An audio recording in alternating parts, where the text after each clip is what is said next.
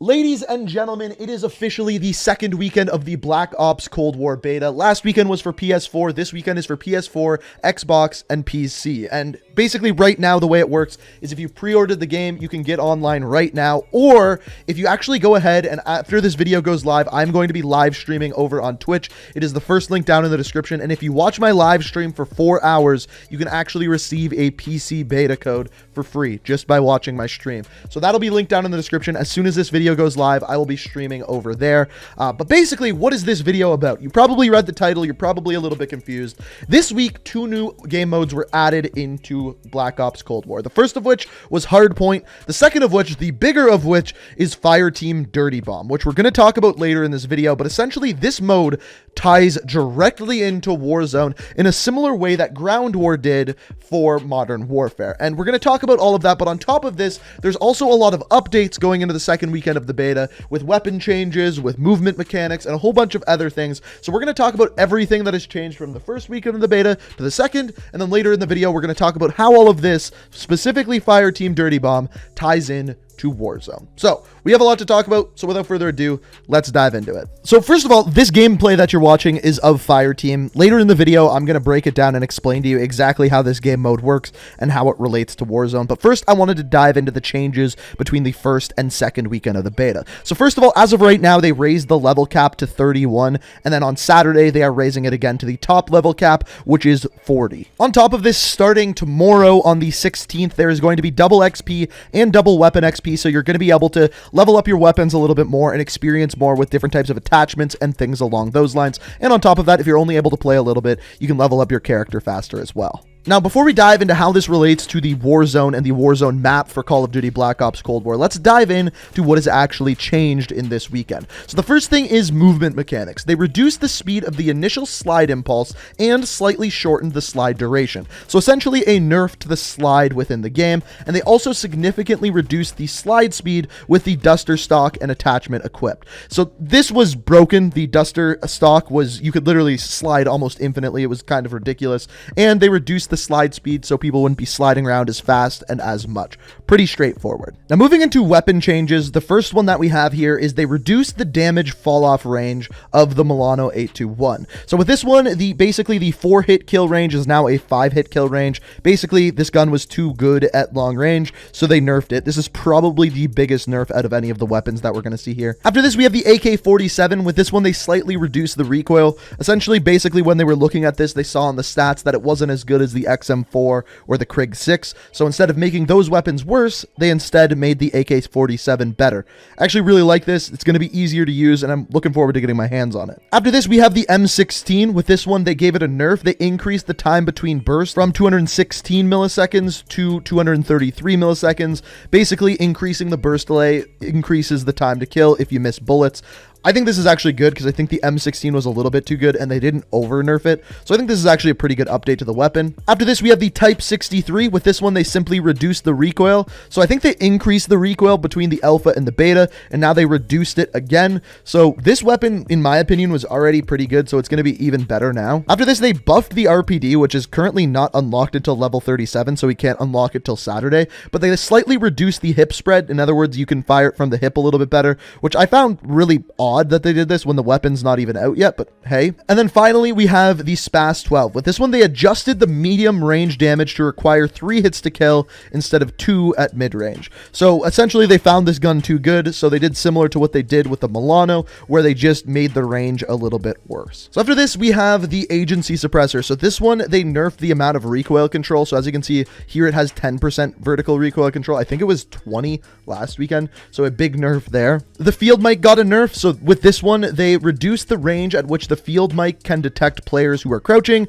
aim down sights, or moving but not sprinting. So basically, if someone's moving slower, the range at which it can detect them is much lower than it was before. This is probably the best field upgrade, so probably why they are nerfing it. And then we have frag grenades. They reduced the damage on the outer half of the frag grenade splash damage radius, so if you're further away from the grenade, it won't do as much damage now. I'm interested to see how this does, because with the first weekend of the beta, we didn't have flak jacket available. Now that we do, it's going to be interesting to see how grenades are in the second weekend. So that is pretty much it for the updates and changes to the beta. Everything else that we're going to talk about in this video is Fireteam and Warzone and how they tie in together. So Fireteam Dirty Bomb is the name of the new game mode added today, and it's the gameplay that you are watching here. So in the beta, there are two different maps. The first of which is the one you're looking at here called Alpine. This is personally my favorite. I just like snowy maps, and it plays really well. I really like how it looks and everything.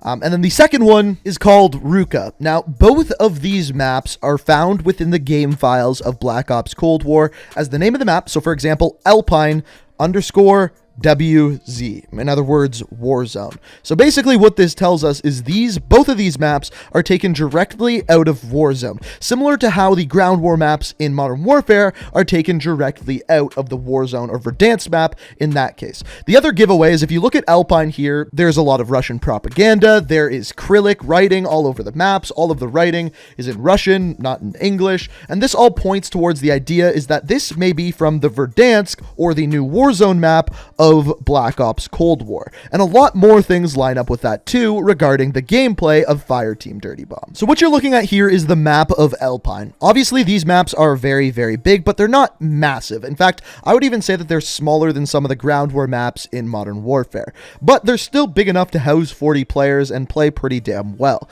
Now, my best guess is that these maps are taking snippets of the new Warzone map, just like ground war did, and then throwing them into their own maps. One piece of evidence that you can get for this is, first of all, when I was dropping in on the map called Ruka, I did a quick look around to see what the different sceneries were. The main map is covered in forest, but if you look off to the northern side, you can see the mountains in the background, and that would be my best guess as to where Alpine would take place. Now, it doesn't work in the same way as in Modern Warfare, where they were all actually linked together, and you could see the full Warzone map. I think these are more so just snippets of areas that are going to be in the Warzone map, and when we finally get the Warzone map, it's going to be a bunch of these Fireteam maps all put together into one big map. Now, as far as how the actual game mode of Fireteam works, first of all, you drop in almost exactly the same as you do in Warzone. You come in a C-130, or at least a plane that looks like a C-130. You drop out, you parachute, you land. Very similar to exactly how it works in Warzone. In fact, I would say it's a lot more similar to Warzone than it was in Blackout and Black Ops 4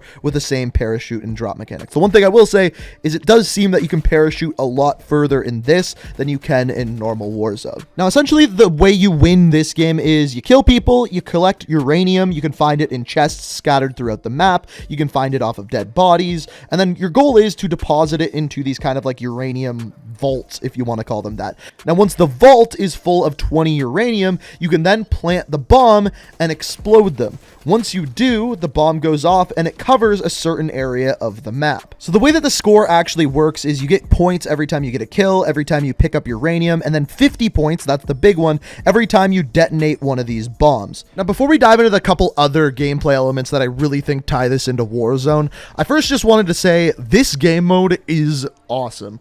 If you're watching this and you work at Treyarch, well, freaking done. Like, I cannot believe how much fun I've had playing this game just in 3 games.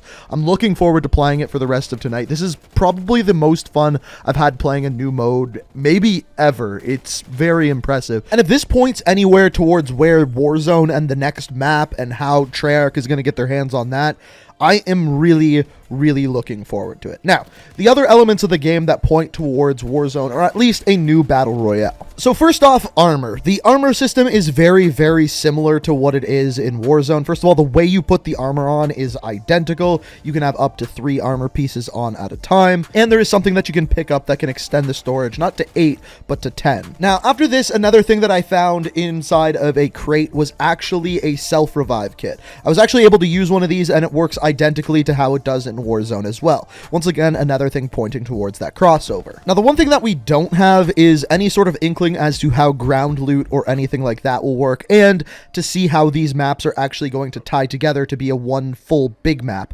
That is still a question that we don't have an answer to, and definitely one that I'm interested in. Now, aside from this, the one other difference is vehicles. So the first vehicle that I was able to drive around in, aside from the ones like snowmobiles and motorcycles, things like that, was a tank. The tank is extremely powerful, basically a one-hit kill on anyone it shoots at. Basically overpowered, and personally I would enjoy this mode a lot more if a vehicle like this wasn't in it altogether. And then even more powerful is the chopper. You can literally find this on the map, drive it around, and this, what you're seeing, is what it does. It is unbelievably good and either needs to be nerfed or taken out altogether. That's my opinion. Maybe you disagree with it. Feel free to let me know what you think down below. So to me, Fireteam Dirty Bomb is two things. First of all, it's a really cool multiplayer mode.